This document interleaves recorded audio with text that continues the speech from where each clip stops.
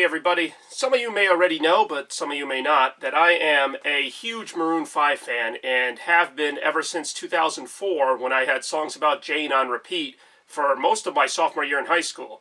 Now, since then, of course, I've gotten into all their other records, feeling the thrill of hearing It Won't Be Soon Before Long for the first couple times, the intrigue of Hands All Over, and the pleasant surprise of Overexposed.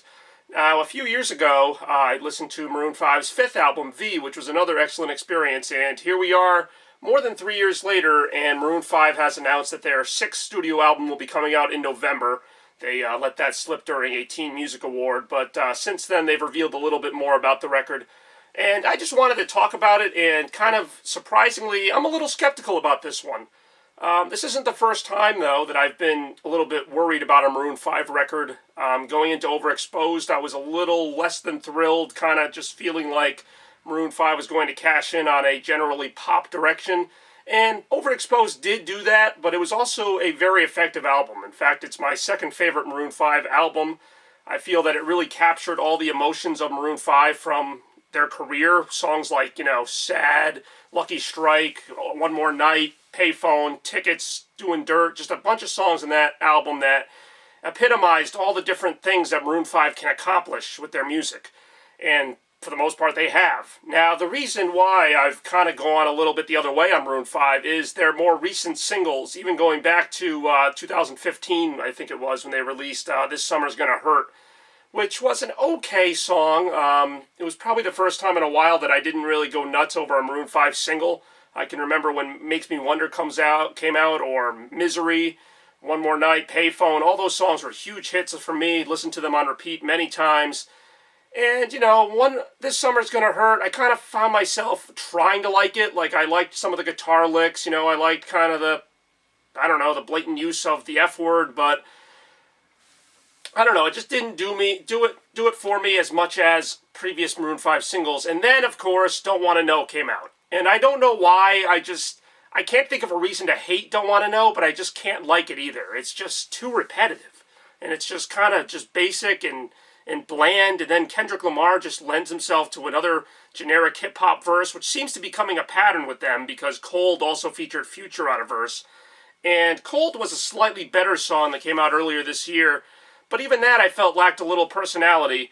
And then more recently, of course, you had What Lovers Do, Maroon 5's latest single that is definitely going to be on their sixth album. I don't know if Cold or Don't Want to Know are going to be. I kind of hope they're not, but I guess they might be, so we might already know 3 songs off their album. But What Lovers Do is a change of pace in the right direction, while still being kind of a generic pop song. I like Zuh, if that's how you pronounce her name. She adds a little personality to the song. I'm glad that as far as featured acts go, she's not just somebody they shoehorned in for a verse and had her take over the track. She really compliments Adam well during the song and kind of adds her own flair to it without overtaking Maroon 5 themselves, which seems to happen on a lot of the featureds where the artist just sings by themselves and it's just kind of there. So I like What Lovers Do. It has a good amount of energy, but, even that song's not blowing me away. It kind of reminds me of Moves Like Jagger, except not as good.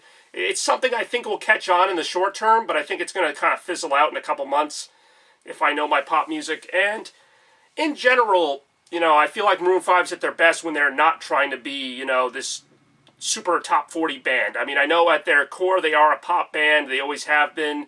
I've always enjoyed the songs where they kind of strip it back a little bit. That's why Hands All Over is one of my favorite albums. That's why even some tracks in Overexposed are really excellent to me.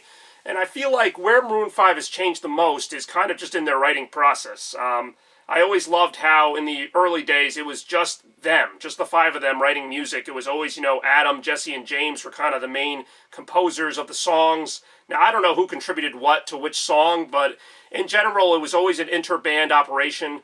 And I like to think that I could tell, at least when it comes to songs like Sunday Morning, Back at Your Door, Secret, I could tell that those are more like Jesse Carmichael efforts. Like his songs usually have more of a certain feel to them. And then, James Valentine has more of kind of a pop guitar feel, like Wake Up Call and some of their other songs that James wrote. And, same with Mickey Madden, wrote the bass line for Makes Me Wonder. Again, I've been following this band for a long time, and I always loved how intricate their writing process was, how they would document it on YouTube and just kind of they'd be in the studio, writing music together, kind of laboring over one verse or one song, and they made each song on every album so important. It wasn't like they wrote one good song and then just kind of threw the rest out there. Like, they really labored on their first 3 albums, especially Hands All Over. They went to Switzerland, they kind of took a retreat and just wrote all this wonderful music together. And, they weren't content with just writing a few pop songs. They really went all out on it. And that's why Overexposed was such a diversion for the group and why I was kind of worried about it. For one thing, it's the only album that Jesse Carmichael's not on, and I've always loved Jesse Carmichael's songwriting. And he wasn't on that album. He took a hiatus, which I thought was kind of a bad sign that maybe he didn't like the direction the band was going. And I wasn't sure if I liked the direction the band was going, because instead of having just Adam and James or whoever write the music, it was Adam and some outside producer. You look at 90% of their songs since 2012, and the composers aren't in the band anymore. They're Adam and maybe, 2 or 3 other producers. I know even Ryan Tedder from One Republic's written some of their more recent songs, like Daylight. And actually, those are some of the songs I don't like as much, are the ones that, Ryan Tedder or some outside influence writes. My favorite songs on Overexposed are actually, Sad, or even Fortune Teller, Tickets, songs that the group members of Maroon 5 for the most part wrote, like Lady Killer, which even uses a riff from a previous Maroon 5 song. So that's what I really like, is when Maroon 5 just keeps it in the band and just kind of does their thing, They use buzzwords like, dark or mysterious or gritty or all these things to describe their music. I don't really care if it's dark or gritty or whatever. I mean, yeah, I like that, but it can be whatever. As long as it's kind of just Adam, James, Jesse, the core group writing the music and kind of just, doing their thing with it, it usually turns out really good. And that's why I'm actually, when I first came up with this rant, I didn't know much about their 6th album. I was just going to kind of crap all over it and be like, it's going to be Don't Want to Know for every track. But now that I've learned a little more, they actually released a kind of teaser for the album that shows them writing in the studio. And again, I'm still skeptical, because they've done these teasers before and then the album turns out to be nothing like it. But, they showed them kind of running the gamut of writing like ballads and rock songs and all this other stuff. And I'll believe it when I see it. I would love to see them get a little more experimental.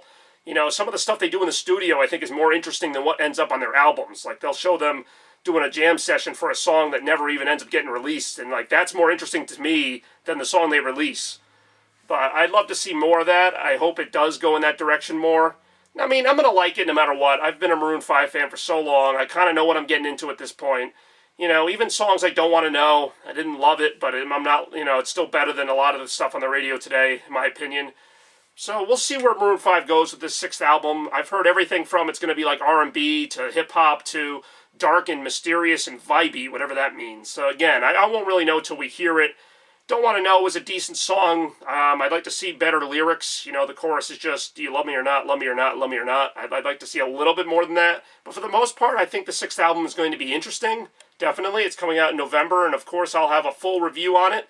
So stay tuned for that, and I'd love to hear your thoughts on where you think Maroon 5's 6th album is going to go.